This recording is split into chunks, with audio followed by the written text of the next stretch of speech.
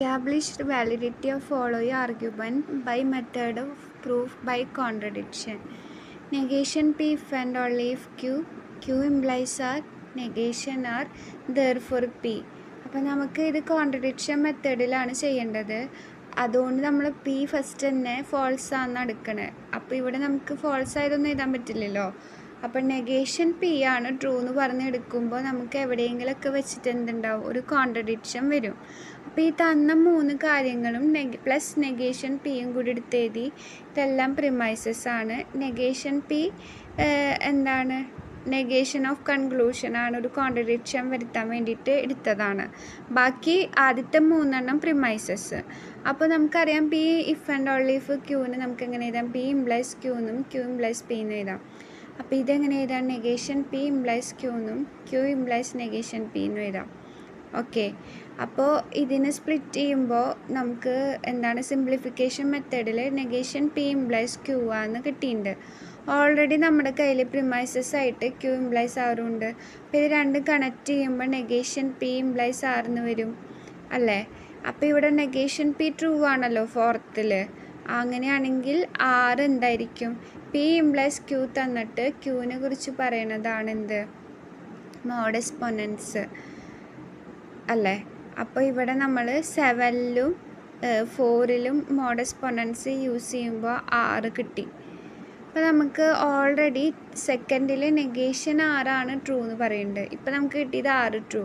രണ്ടും കൂടി എന്താവണില്ല, മാച്ച് ആവണില്ല. സോ അവിടെ നമുക്ക് എന്ത് പറയാം, നമുക്കൊരു കോൺട്രഡിക്ഷനെ കിട്ടി.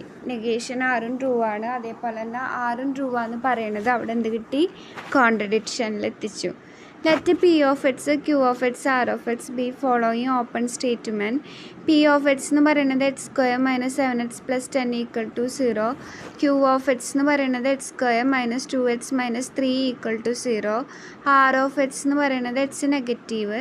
Determine true or false for the following statement where universe is set of all integers. പല 4 ക്വസ്റ്റ്യൻസ് ആണ് തന്നേക്കണത്. For all X P of X implies negation R of X. അപ്പോൾ നമ്മൾ എന്ത് പറയും, for every X P of X എന്താണെന്ന്, P of if X square minus 7x plus 10 equal to 0 then X is, ഇനി negation R of X ആണ് വരേണ്ടത്. R of X എന്ന് പറയുന്നത് എക്സ് ലെസ് ദാൻ 0, അതിൻ്റെ നെഗേഷൻ എക്സ് ഗ്രേറ്റർ ദാൻ 0 അല്ലെങ്കിൽ x is not less than 0 എന്ന് കൊടുക്കാം. അപ്പോൾ ഞാൻ പറയട്ടെ, x square minus 7x plus 10 equal to 0 ആവുന്ന പോയിൻറ്റ്സ് ഏതൊക്കെയോ, ഒന്ന് 2ഉം മറ്റേത് 5ഉം. അതേപോലെ തന്നെ X square minus 2x minus 3 0 ആവുന്ന പോയിൻറ്റ്സ് ഒന്ന് 3ഉം മറ്റേത് -1ഉം ആണ്. അപ്പോൾ ഇത് എക്സ് ലെസ് ദാൻ 0 എന്ന് പറയുമ്പോൾ ഇവിടെ പി ഓഫ് എക്സ് എന്താണ് നമുക്ക് കിട്ടിയത്, ഒന്ന് 2ഉം 5ഉം ആണ്. അപ്പോൾ x is not less than 0 ആണല്ലോ രണ്ടും. അപ്പോൾ ഈ പറയുന്ന കാര്യം കറക്റ്റ് ആണല്ലോ. ഇനി അടുത്ത് നമുക്ക് തന്ന ചോദ്യം for all x Q of X implies R of X ആണ്. അപ്പോൾ for every integer x if X square minus 2x minus 3 equal to 0 then X is less than 0 അല്ലല്ലോ. എല്ലാത്തിനും നമുക്ക് 0നേക്കാളും ചെറുതല്ല, ഒരെണ്ണം നമുക്ക് 0നേക്കാളും ചെറുത് കിട്ടിയിട്ടുണ്ട്. അതായത് ആ ക്യൂ ഓഫ് എക്സ് സോൾവ് ചെയ്ത സമയത്ത് 3ഉം -1 ആണ് കിട്ടിയത്. അപ്പോൾ ഒരെണ്ണം നമുക്ക് അങ്ങനെ കിട്ടിയിട്ടുണ്ട്. There exists at least one integer if x square minus 2x minus 3 equal to 0 then x is less than 0 എന്ന് പറയുന്നുണ്ട്. അപ്പോൾ x square minus 2x minus 3 equal to 0 എവിടെയാണ് നമുക്ക് കിട്ടിയിട്ടുള്ളത്, ആ ഒരു പോയിൻറ്റ്സ് എക്സ് ഈക്വൽ ടു 3ഉം -1ഉം. അപ്പോൾ അവിടെ there exist at least one integer എന്നല്ലേ പറയണത്. അത് ശരിയാണ്, ഒരു -1 നമുക്ക് കിട്ടിയിട്ടുണ്ട്. ഇനി നാലാമത്തെ ചോദ്യം ഇതാണ്, for all X P of X implies R of x എന്നാണ്. അപ്പോൾ നമുക്കിവിടെ എന്താണ്, if X square minus 7x plus 10 then x negative അല്ല, നമുക്ക് നെഗറ്റീവ് ഒന്നുപോലും കിട്ടിയിട്ടില്ല, അതുകൊണ്ടത് ഫോൾസ് ആണ്. ഇനി ഡിസംബർ 2022 6 മാർക്കിന് അവർ ചോദിച്ചത്, show that following argument is invalid then find the value of B Q R S T എന്നായിരുന്നു. അത് ഞാൻ എഴുതിയിട്ടില്ല കേട്ടോ. അവിടെ അവർ തന്നത് P or Q implies R implies S, T implies R, negation S implies negation T. അതാണായിരുന്നു conclusion, therefore എന്ന് പറഞ്ഞിട്ട്. അപ്പോൾ നമുക്ക് ഇത് ഫോൾസ് ആവണമെങ്കിൽ നമ്മൾ എസ്സിന് എന്തെടുത്തേ പറ്റുള്ളൂ? ഈ ഇംപ്ലൈസിൽ ഫോൾസ് ഒരു വട്ടം മാത്രമേ കിട്ടുള്ളൂ. അത് 1ഉം 0യിലാണ്. അതായത് negation S true, negation T false ആവണം. Negation T false means T എന്താ? ട്രൂ ആണ്. ഇപ്പം എസ് ഫോൾസ്, ടി ട്രൂ എന്ന് കിട്ടി. ബാക്കിയുള്ള പി ക്യു ആറിൻ്റെ വാല്യൂസും കൂടി കണ്ടുപിടിച്ച് കഴിഞ്ഞു. അപ്പോൾ ഇവിടെ നമുക്ക് പി ട്രൂ ആണെന്ന് ഓൾറെഡി പ്രിമൈസസിൽ തന്നിട്ടുണ്ട്. ഇപ്പോൾ നമ്മൾ എസ് ഫോൾസും ടി ട്രൂ ആണെന്നൊക്കെ എടുത്തിട്ടുണ്ട്. പിന്നെന്താ, ടി ഇംപ്ലൈസ് ആറ്, ടി ട്രൂ ആണ്. അതുകൊണ്ട് പി ഇംപ്ലൈസ് ക്യൂ തന്നിട്ട് ക്യൂവിനെ കുറിച്ച് പറയുന്നതാണ് മോഡസ് പൊണ്ണൻസ്. അപ്പോൾ ഇവിടെ നമുക്ക് എന്ത് പറയാം? ആറാണ് ഇവിടെ യൂസ് ചെയ്തത്, മോഡസ് പൊണ്ണൻസ് ആണ്. ഇപ്പോൾ ഇവിടെ നമുക്ക് എന്ത് കിട്ടിയിട്ടുണ്ട്? 6 ട്രൂ ആണ്, അതേപോലെ തന്നെ എസ് ഫോൾസ് ആണെന്നുണ്ട്. അപ്പോൾ 6 ഇംപ്ലൈസ് എസ് എന്താ? ഫോൾസ് ആണ്. അപ്പോൾ 6 ഇംപ്ലൈസ് എസ് ഫോൾസ് ഒന്നും നമുക്കിവിടെ എഴുതാൻ പറ്റില്ല. നമുക്കിവിടെ എന്ത് എഴുതാൻ പറ്റുള്ളൂ? ട്രൂ ആയത് മാത്രമേ എഴുതാൻ പറ്റുള്ളൂ. അപ്പോൾ നെഗേഷൻ ഓഫ് 6 ഇംപ്ലൈസ് എസ് ആണ് എന്ത്? ട്രൂ ആയിട്ടുള്ളത്. അങ്ങനെയാണെങ്കിൽ ക്യൂ ഇംപ്ലൈസ് 6 ഇംപ്ലൈസ് എസ്സിൽ 6 ഇംപ്ലൈസ് എസ് ഫോൾസ് ആയതുകൊണ്ട് ക്യൂ എന്താവണം? ഫോൾസ് ആയാൽ പറ്റുള്ളൂ ബൈ മോഡസ് ടൊള്ളൻസ്. അപ്പോൾ നമുക്ക് എല്ലാ ആൾക്കാരേനും കിട്ടി. P true, S false, T true, R true, Q false. ഈ രീതിയിൽ എടുത്തു കഴിഞ്ഞാലാണ് നമുക്ക് എന്ത് കിട്ടുക? ഈ ഒരു ഇംപ്ലിക്കേഷൻ ഫോൾസ് ആയിട്ട് കിട്ടുക, ഈ ഒരു സംഭവം. Determine truth value of each of the following statement if universe comprises of all non zero integer there exist x, there exist y, x y equal to 2. അപ്പോൾ ഞാൻ പറഞ്ഞു അങ്ങനെ ആവുന്ന എക്സും വൈയും ഇല്ലേ? ഞാൻ എക്സിന് 1ഉം വൈക്ക് 2ഉം കൊടുത്തു. അപ്പോൾ ഇൻറ്റീജേഴ്സാണ്. എക്സ് ഇൻറ്റു വൈ നമുക്ക് എന്ത് വന്നു? 2 വന്നു. ദെയർ എക്സിസ്റ്റ് എക്സും ഫോർ ഓൾ വൈയും ഈ രണ്ട് സംഭവങ്ങൾ വരുമ്പോൾ ഞാൻ പറഞ്ഞിട്ടുണ്ടായിരുന്നു എക്സിനെ ഫിക്സ് ചെയ്തു എന്നാണ്. ആദ്യത്തേൽ ദെയർ എക്സിസ്റ്റ് എക്സ് വന്നു കഴിഞ്ഞാൽ എക്സിനെ ഫിക്സ് ചെയ്തു. അപ്പോൾ എക്സിന് ഞാനിപ്പോൾ 2 എടുക്കുകയാണെങ്കിൽ എല്ലാ വൈനും ഈ ഒരു റിസൾട്ട് ട്രൂ ആവില്ലല്ലോ.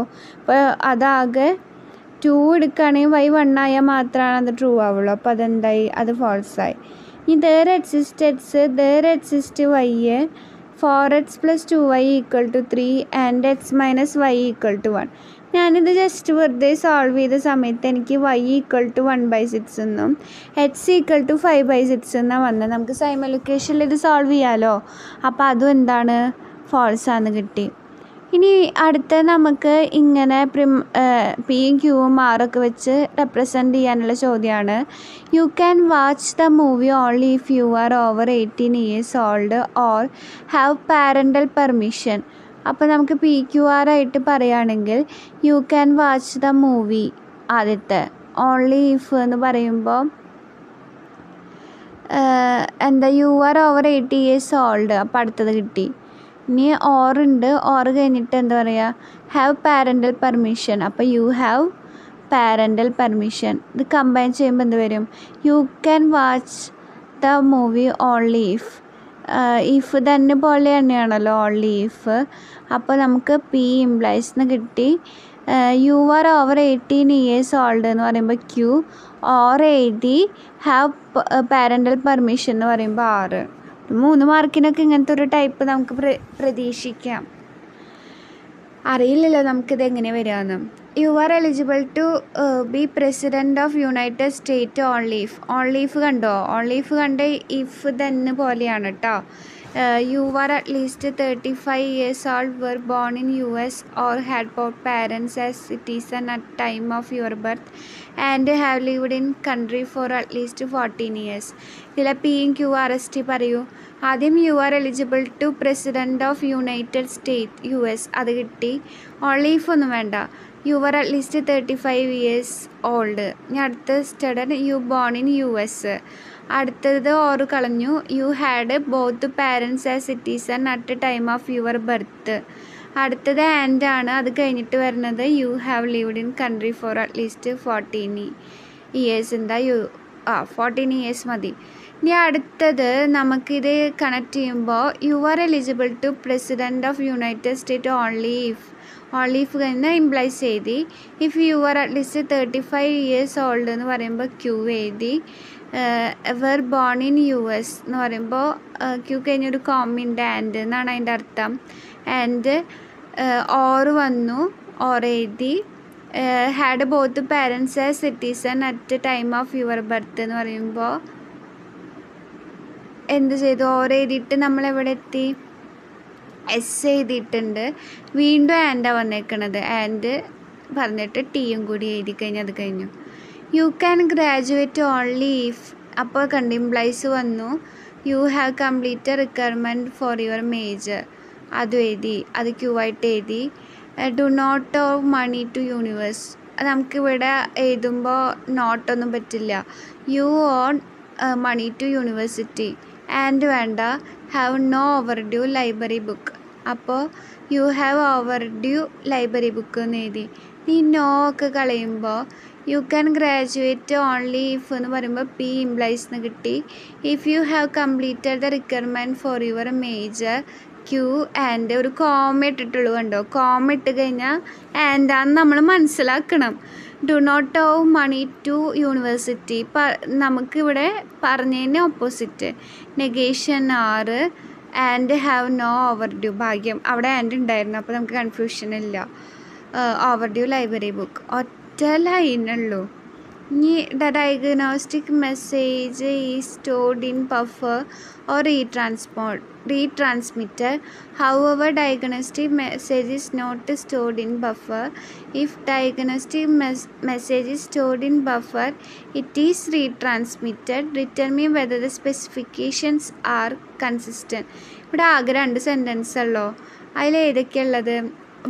അതായത് 3 ലൈൻസ് വന്നിട്ടുണ്ടാകെ. ഡയഗ്നോസ്റ്റിക് മെസ്സേജ് സ്റ്റോർഡ് ഇൻ ബഫറും പിന്നെ diagnostic message is retransmitted. P Q എഴുതി. ആദ്യത്തെ സെൻറ്റൻസ് എന്താ പറയണേ? The diagnostic message is stored in buffer or retransmitted. P or Q. അടുത്ത നമുക്ക് എന്താ പറയണത്? However diagnostic message is not stored in P, അപ്പോൾ അവിടെ നിന്ന് നെഗേഷൻ പി എന്ന് കിട്ടി.